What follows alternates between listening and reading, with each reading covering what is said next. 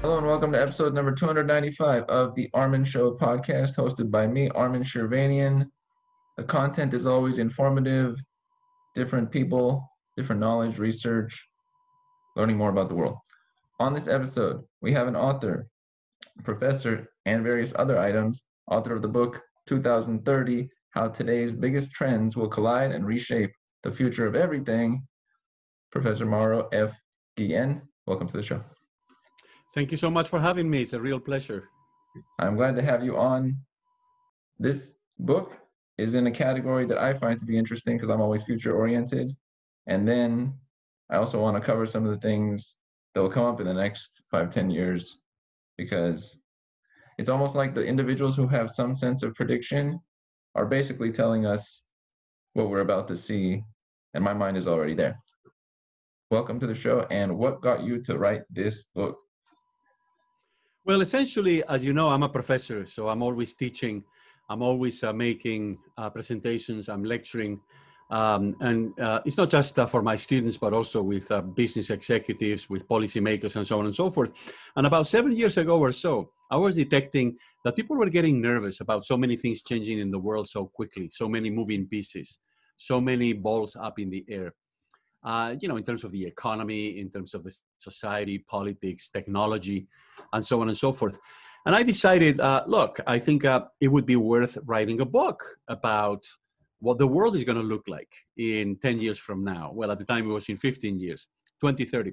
I did quite a few of calculations. I did a lot of number crunching. And I realized that by the year 2030, so it's not a arbitrary year, a lot of things would be, reaching critical levels. It's a tipping point kind of moment, right? And that's why I wrote the book, essentially to help people understand which way we're headed. Right. It's kind of cool how every 5 years, 10 years, whatever segment we look at is a tipping point for something, whether it's the year 2000, 2010, right now. The first thing that came to my mind when I see the book is the kind of person who looks toward the future. What is it about your nature that causes you to think this way? Because some people are just in 2021 when it's 2021 and don't look that way. What causes that? Well, I think it's a very simple thing, which is that I was obviously born in the 20th century, a long time ago. And that world that I was born into, I think is just disappearing, is vanishing before our eyes. So I used to be, like, as you said, the kind of guy who would worry about the next couple of years, would try to enjoy the moment, wouldn't be, obsessed about, oh my goodness, where we're going to be in 10 or 20 years from now. But that realization on my part, which again started about 7 years ago, that the world I was born into is vanishing before my very eyes, has essentially invited me, not forced me, but invited me to, okay, let's just go through the mental exercise of thinking where we're going to be in 10 years from now, right?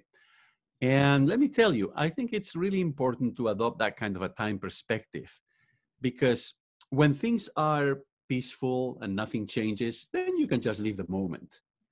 But right now, I think most people in the world would agree in that we're going through a big transformation, right? And the pandemic has accelerated that, of course. And so we need to raise the perspective. We need to see a little bit beyond just the immediate present or the immediate future. And we need to essentially try to anticipate, right? Because the point is that if we don't prepare, if we don't anticipate, if we don't adjust now, it's going to be too late by the time we get to 2030.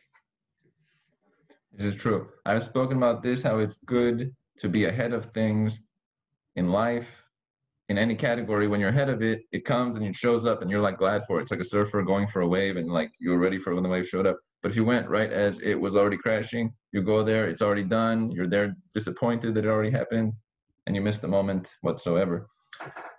It's nice to have perspective. I don't know if what percent of people have this gained increased perspective, but I'm with those individuals. Well, actually, before we get into some of the actual specifics, what is some of your educational background? I know you have studied in Spain and now teach at Wharton. How did you get to where you are from Spain to here? Yeah, that's a great question. I was born and raised in Spain. I also went to college over there, and that's why I have an accent. And then I decided when I was in my sophomore year in college that I really liked research and I really liked teaching. So I started to work for a professor, and then one thing led to the next. I ended up here in the United States studying, getting my doctorate, my PhD, because it was indisputably at the time, I think it still is today, the best place in the world in which to study to become a researcher, right, to get a PhD.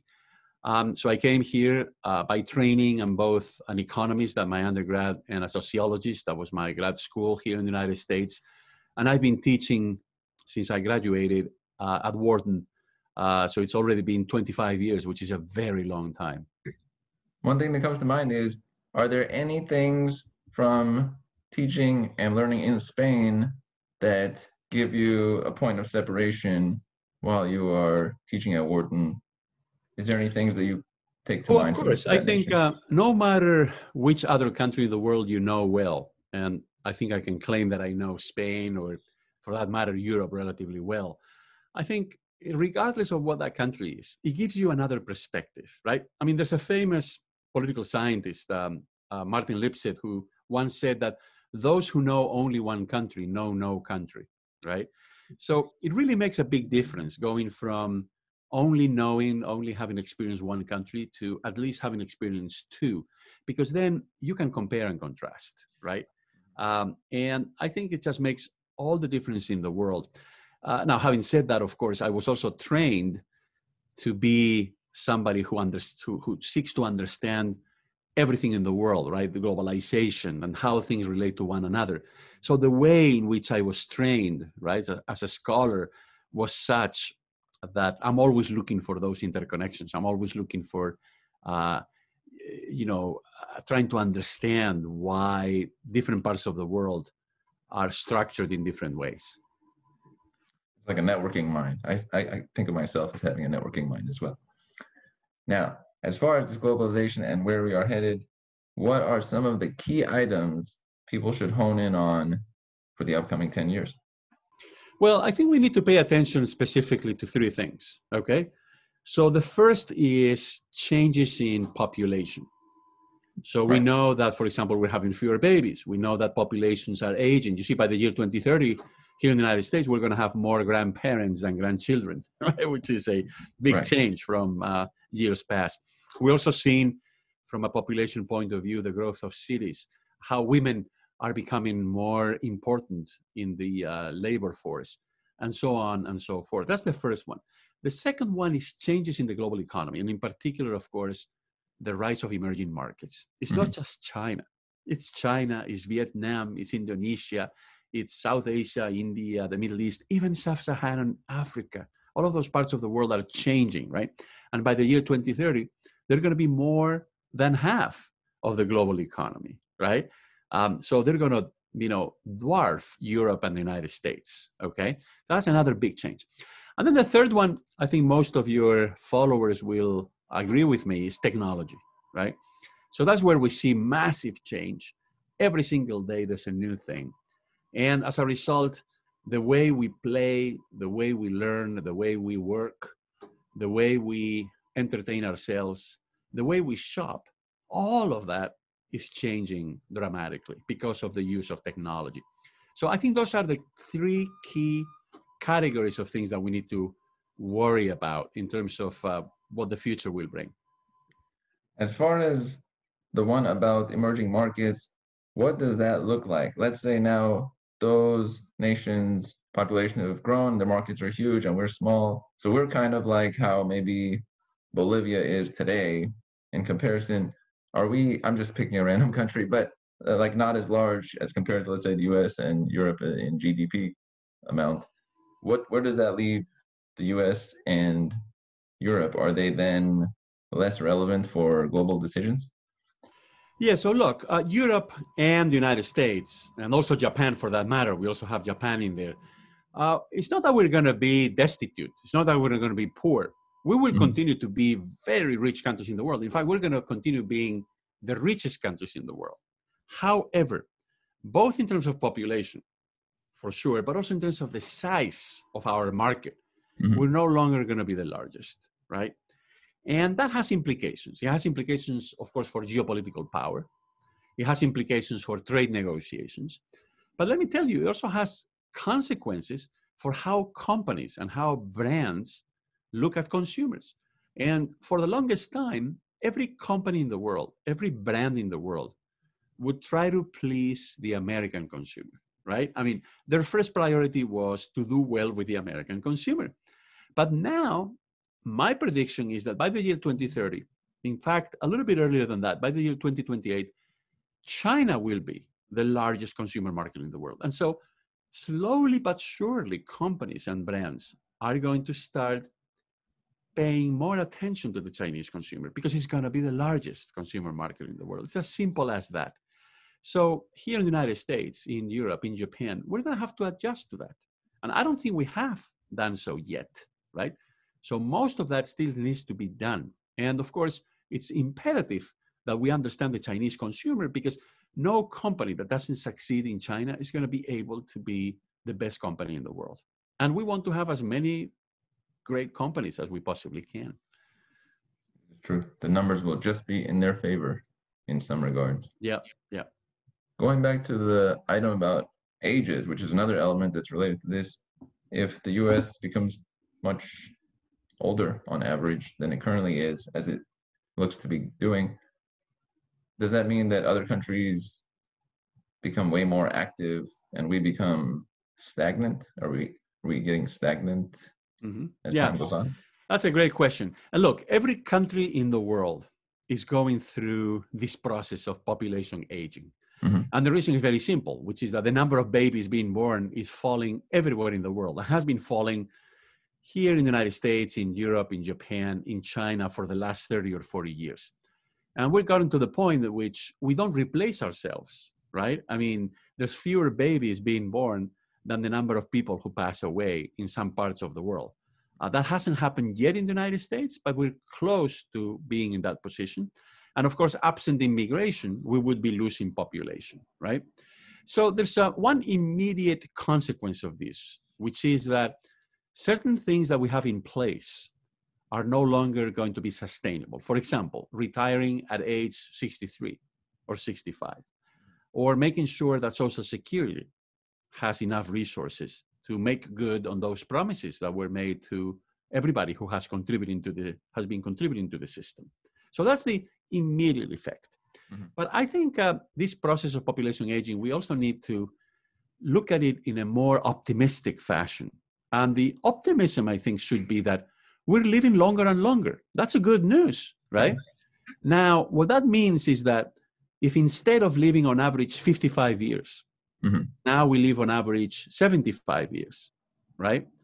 Then we have to change the way in which we organize the life cycle. So you see, back in the 19th century, a long time ago, it was decided somehow that first in life you play, then you go to school, then you work, and then you retire. And I think this is impossible to sustain in the future. We cannot retire at age 60 when, if you reach that age, you're expected on average to live another 20 or 25 years, because that's too long of a retirement, right? Yeah, sure is. And also think about the fact that somebody who turns 60 or 65 these days is in much better physical or mental shape than somebody at the same age 50 years ago, right? So we are healthier now and we are in better shape. So I think what we're going to have to do is accept two basic things. One is that retirement cannot start at age 60 or 65. It has to start much later than that on average, okay? And number two, that given technology, given how quickly knowledge is becoming obsolete, then we're going to have to go back to school several times. We cannot just go to school once when we are teenagers, when we are in our early 20s, if you go to college. We're going to have to do that, pursue a career based on that, and then maybe when we're 40 or 45, go back to school and pursue a different career. And if we did that, look at the problem that we will solve. It's the problem that now we have a lot of people who turn 50 or 55 and they cannot find work. because they were trained to do something, and suddenly there are robots doing that job, right? So we're going to have to accept the idea that we have to go to school several times. Instead of having just a few jobs that we have, maybe we pursue a couple of careers over our lifetime. Not just different jobs, but different careers even. We have to be more adaptive as time goes on. It's not just this thing will take me through 40 years of existence. Exactly. What come to mind as some things that will disappear from the current moment that we just won't be able to do 10, 15 years from now that we are currently doing? Do any things come Well, to I mind? think the biggest thing is, for example, enjoy the environment. If we don't take action, and this is something that I cover in the book, we're going to be in a situation in which I'm not going to say that we're all going to be underwater, but our options are going to be constrained. I think this is the right way of thinking about it, right? Every year that passes and we continue to pump carbon into the atmosphere, we continue to produce plastics and to discard them into the environment. We continue to reduce the biodiversity in the world in terms of plant and animal species. Every year that we continue doing that, we are reducing our options for the future. We're making it harder for us to be able to have full, enjoyable lives on Earth, right? So I'm not saying that, if we don't do anything, we're going to face catastrophe. It's going to be the end of the world. And that's not what I'm saying. What I'm saying is that increasingly, we're going to be facing more and more difficulties. And that's not something that we should be doing.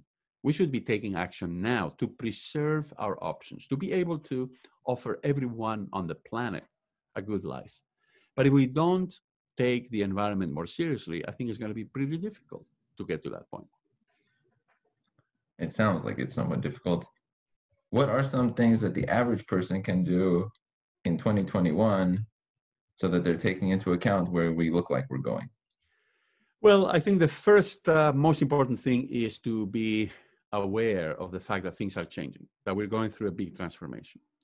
Second point is to not pay attention to anybody who says, oh, I can get you to where we were 10 years ago. We can go back to the golden age. That's not possible. And as you know, many politicians promise exactly that.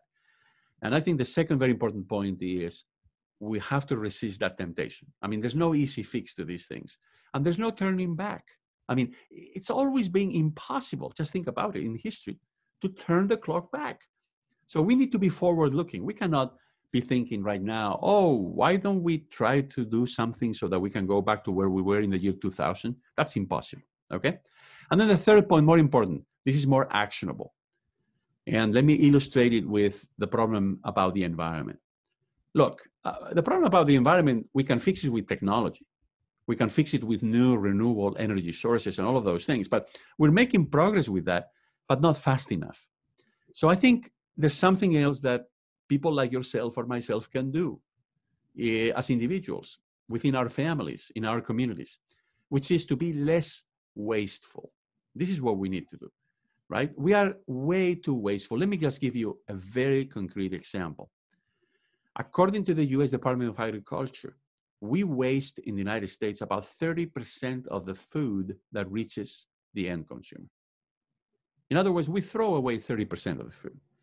We let it go bad in our pantry. We don't finish the food on our plate.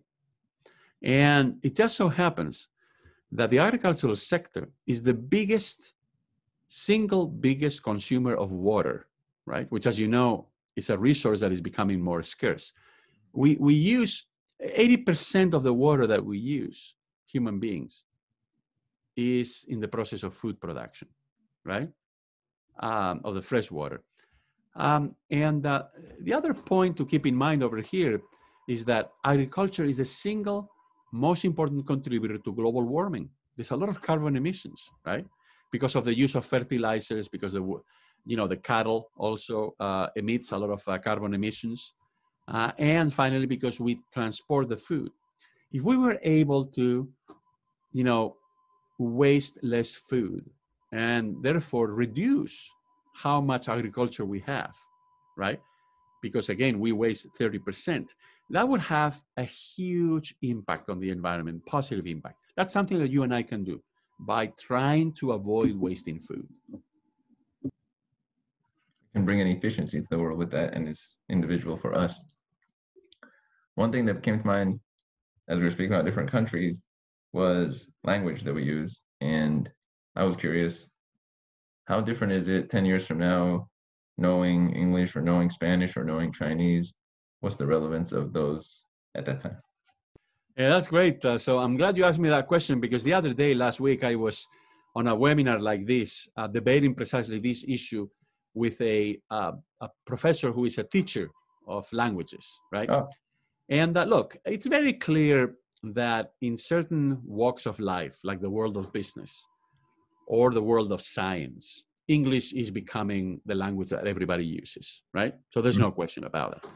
And also, I think it's worth noting that now we have apps on our phones that can in real time translate for us a conversation. So let's say that you and I didn't speak English, so you're speaking your mother tongue, I speak my mother tongue, we cannot understand each other. But with one of these apps on a smartphone, we could actually have a conversation, right? Mm-hmm. And those apps will only get better as artificial intelligence becomes more accurate and more effective. But here's the thing. The same way that I told you earlier that people who know only one country know no country, they don't have a perspective, right? I think the same goes for languages. So I would say you don't have to speak 8 languages. But I think there are 2 very important benefits from learning another language different from your own language. The first benefit is that it's a very humbling experience, because it's very tough to acquire a language. And I think that's very good for human beings to be humbled in that way and understand the difficulty of things. But the other very important benefit is that when you learn a language, you're not just learning vocabulary. You're not just learning syntax. You're learning about a culture. So you're learning about some other part of the world. And once again, I think that is incredibly enriching. So yes, I mean, languages are becoming less important from the point of view of, the business world or the world of science and knowledge. Everything is in English. And again, we have these apps on the phone, but I would still encourage people, if you don't yet know another language, learn it, because it's going to make you a better human being. That makes sense. Throwing this out there for entertainment for the episode. Yo soy Armin de Iran. Exactly. I'm born in Iran. Exactly right. Now, the power of language. I like that value. And I like the real-time translation item. I feel like in the future, I will be using that a lot to speak with many different people from France or wherever. And specifically, we don't have to actually translate, and it's automatically done. It's a wonderful thing. One other item I go to in my mind is emigration or movement around. Like right now in the United States, there is some movement sort of towards the south and towards the east from coastal areas, and maybe a little bit towards the colder regions like Colorado and whatnot as the world warms up. What kind of trends can we look for, not in terms of population growth within countries, but people moving to other areas? What do we look for there? Yeah. So I think here we need to distinguish between the short term and the long term, right? Mm-hmm. So in the short term, as you know, the single most important, thing going on in terms of migration in the world is that there's a backlash, both in Europe and the United States, against immigration, right? Whether we like it or not, the truth of the matter is that there is a backlash. Mm-hmm. There's a lot of political opposition to it. And I think that's going to reshape many of the debates about migration. We've already seen that there's somewhat of a decline in the number of international migrants in the world, because again, Europe and the United States are the most important destinations for those looking for a better life economically, and it's having an impact. But however, longer term, what I worry about, to tell you the truth, is not so much the kind of classic migration that we've had. I worry about, for example, climate refugees, right? So if we don't address the problem of climate change, how many people in certain parts of Africa, the Middle East, and especially South Asia and Southeast Asia, where, we're already seeing, for example, in Jakarta, which is the capital of Indonesia, more than 20 million people, that you have salt water in the streets all the time, right? Because of climate change. So I worry about the fact that the next crisis in terms of migration that we're going to have in the world is going to be with climate refugees, right? People who are going to be trying to move somewhere else because of the impact of climate change. I worry deeply about that. Now, having said that, I remain optimistic about migration. Now, of course, I am self-interested in it, given that I'm an immigrant myself. But look, here in the United States, think about the companies that have changed the economy: Google, Tesla, and so on and so forth. They were all founded or co-founded by immigrants. I mean, immigrants are entrepreneurs. Immigrants create wealth. Contrary to the myth, immigrants make more contributions to the social security system than the benefits that they take, right, here in the United States. So I think immigration, assuming that there is an orderly system for it, I think can be a positive force. Unfortunately, both in Europe and the United States right now, the topic is so politicized that it's very difficult to have a good conversation about it. But I think the future of this country, and it has also been its history, depends on, I think, a steady but a well-organized flow of immigration. Mhm. You mentioned politicization there. What a difficult word. But it made me think of an individual I'd spoken with, Peter Coleman at Columbia University, and he always talks about the increase in polarization, or the current moments where it's high. Yep. How do you feel that polarization will be as we move forward in comparison to today, where it's somewhat high in some countries? Well, no, I'm very concerned about that. I'm very concerned about political polarization, and I'm very concerned about inequality, both things.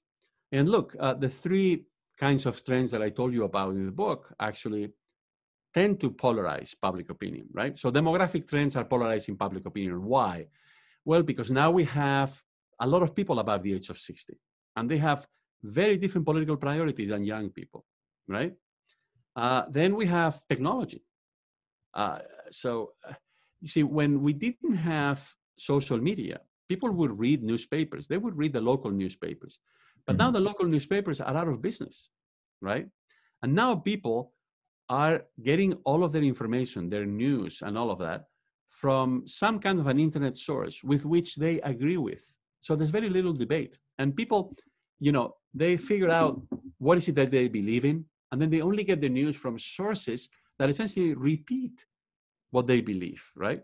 So then as a result, you get this polarization. We're farther away from one another, and there's fewer and fewer possibilities for exchange of views, for debate, for constructive, debate among us, right? And then lastly, the problem with emerging markets. Well, look, not all emerging markets are democracies, right? Some of the bigger ones, and I think everybody knows which one I'm talking about, is far from being a democracy. And in fact, it's actually becoming less or farther away from being a democracy these days. So the problem is that the trends are certainly dividing us. They're certainly polarizing us. And they're certainly creating more division. And that's why I think it's so important for, what you do, which is to try to engage an audience in debate about important issues. I think it's very important for somebody like myself, I'm a professor, to continue educating people and helping them see all of these different aspects. So I think we need to make a greater effort. And once again, initiatives such as your podcast or what I do as an educator, I think that's going to be the only way in which we can really overcome this problem in the world. Yes. One thought that just came to my mind is our nation is a lot of individualists, and they don't really think group oriented. The nations that are growing in the next 5-10 years and currently are much more collective countries where they're group oriented and individualism is frowned upon.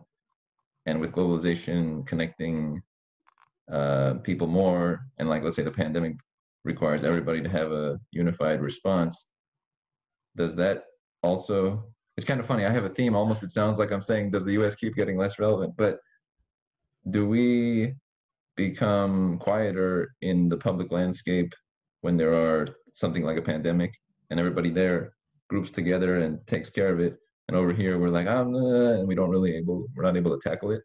But where does that leave us? Well, yeah, I think you're bringing up a very important issue, which is what is the right balance between individualism, individual rights, and community, right? Mm-hmm. And look, I mean, it is true that the United States is a country where, at least in principle, politically, individual rights are really important. And we all understand that there's nothing wrong with people pursuing their self-interest, always within the law, of course, and within the usual norms of behavior and all of that. But at the same time, we also have, I think, here in the United States, a very rich tradition of community, in terms of nonprofit organizations, religious associations, clubs, all sorts of things, right? And you see this, tension between the individualism and the community orientation in every country around the world, right? And there are some rich countries, for example, Scandinavia, Sweden, Norway, Denmark, who are typically understood to be much stronger in terms of what you said was a collectivistic culture, right? Mm-hmm. And yet they're very successful. And then, if you go to the emerging markets, you're right. I mean, there are some countries that are very individualistic, but there's also many others that are very collectivistic.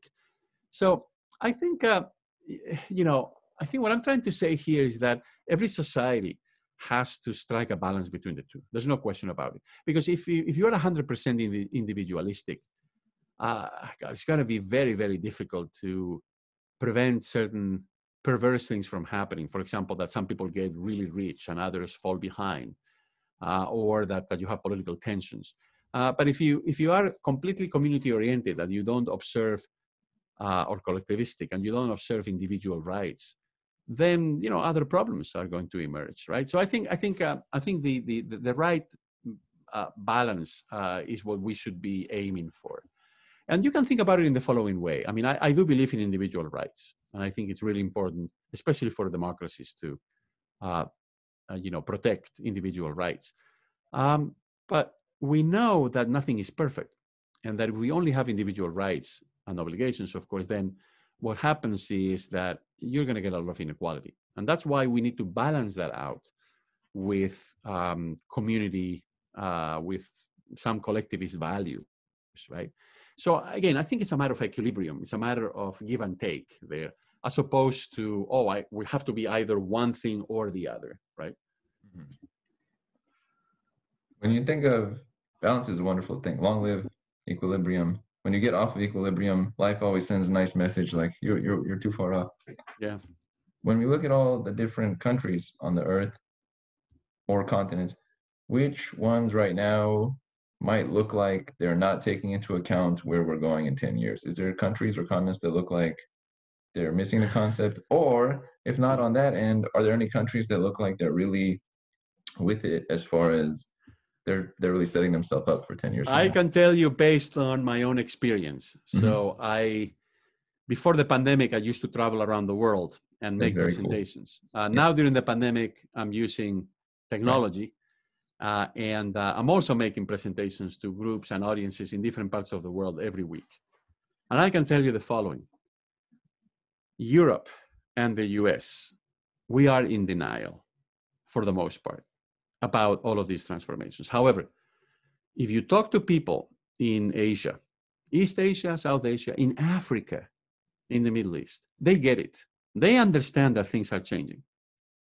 Now, they also understand that things are changing in their favor, right? I think the reason why we are in denial here in Europe or in the United States, I think it's because we assume that the changes that are going on are going to be working against us. And that may well be, but the appropriate response is not to resist the changes or to say, I'm going to isolate myself from that. I'm going to, turn inwards. I think the appropriate response is to engage with those changes. And again, there's no reason why Europeans or Americans should become poor, right? I mean, we can still continue to be a rich, relatively affluent society. We could do better in terms of inequality, but we can aspire to continue being in that position, being a leader in the world, without being the largest country in the world or without being the largest market in the world. I think that's the mental adjustment that we need to make. That one thing doesn't preclude the other. Look, there are very small countries in the world with just a couple million people or 5 million at most that are rich, that have been rich countries for a very long time. So size is not everything. So we need to adjust to this new situation. That's what I'm trying to say. It's something nice. It's sort of like when there is agriculture happening in the middle of the country, and then there's the parts of the country that benefit from it, but they don't actually see what's going on. So when changes happen, the farmers see it first, and they see it on their land, and the last people to see it are the maybe consumers. They're like, oh, that happened over there. Now to us, the United States and Europe, parts of the earth are that, and they are ahead of us as far as where the growth is, the changes maybe in the mineral composition that they have. And so we're the last to find out unless we go and look at it. Speaking of it, I want to throw in Africa. Africa has definitely had some growth. I've been seeing some of the huge projects they have there. Are they huge in 2030, or is that not the case? No, I think Africa is the next frontier in the world for sure. Look, in Africa, some really exciting things are going on. First is that for the most part, there's still some issues here and there, but for the most part, many of those civil wars are now a thing of the past. We're seeing the growth of the middle class, especially in the larger cities. There's still a lot of problems with poverty, with hunger, all sorts of things, but the situation is much better than 10 or 20 years ago. But more importantly, think about Africa in the following way. There are entrepreneurs there. They use mobile payments to a greater extent than we do here. They've been using telemedicine well before we started to use it in the wake of this pandemic. They are further ahead of the curve than we are in certain areas. And the thing about Africa is the following. Look, by the year 2030, it's going to be the second biggest region in the world by population, right? So we're not going to be able to ignore Africa. And I think we should be doing whatever it is that we can to make sure that those babies to be born in Africa will be fed and will be educated. Because if they are fed and educated, then Africa is going to be a very dynamic part of the global economy, and that's going to be good for everyone. However, if for whatever reason that doesn't happen, then Africa is going to be a problem for everyone. And it's going to be a big problem because the population has gotten so big, right?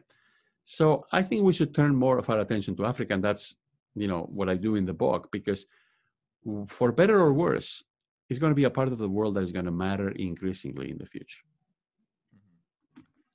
I was looking at a few projects there, and it is a cool concept that we have brought technology up to a certain level, but a lot of things, let's say Los Angeles or a lot of cities are built already and everything is very set up, but then over there, they can build from scratch with the best systems, most efficient things that we have been working on for the past 20 years. What technologies from today are likely to remain 10 years from now very similar to the way they are today? Is there anything that's very similar to today? Well, I think transportation is going to be relatively similar, except that hopefully, at least in some countries, we will be making the transition from fossil fuels to electric cars, right? But the overall technology is going to be relatively similar. Mm-hmm. There seem to be some, as you know, important obstacles to to autonomous vehicles.